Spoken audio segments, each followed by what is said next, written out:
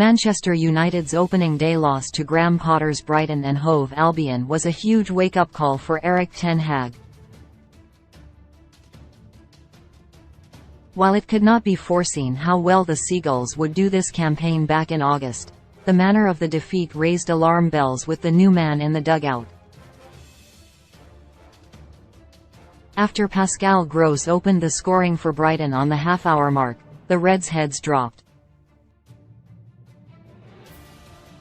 Gross would grab his second of the game less than 10 minutes later to put the match almost out of sight for United by half-time. Alexis Mac Allister's own goal gave the Reds hope with just over 20 minutes remaining, but it was clear they had bitten off more than they could chew to complete the comeback. Post-match, a frustrated Ten Hag highlighted an area where United needed to improve. "We dropped down in belief during the first half and that cannot happen," he explained. "I can understand that after last year, but it's not necessary as they are good players. Self-belief is from yourself, bring it on the pitch." In the weeks and months that followed, intermittently these old habits seeped back in.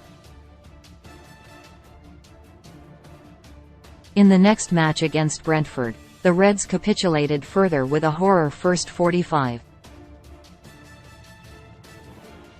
The same happened in October versus Manchester City, November at Aston Villa, March against Liverpool and the Europa League clash with Sevilla. In all of these matches, a moment of weakness was soon amplified into a full-scale disaster.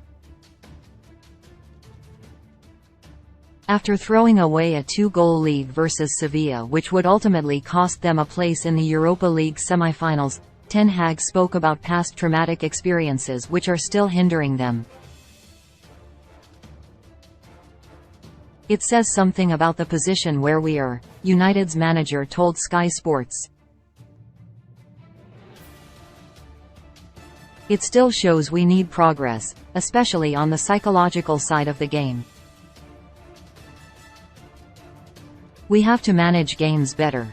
We have to stay in games or not allow opponents to come back into games. We have to step up with certain mental strengths and certain mental standards. I think we have come a long way. I also think there were some traumatic experiences this group had in previous years." Ten Hag's United assessment was factual. The victories they've secured against the likes of Barcelona and Villa at Old Trafford this season would have been impossible last season due to the Reds being incapable of grinding results out. But by Ten Hag's own admission, there is still room for improvement and he will be eager to see it for the remainder of the campaign.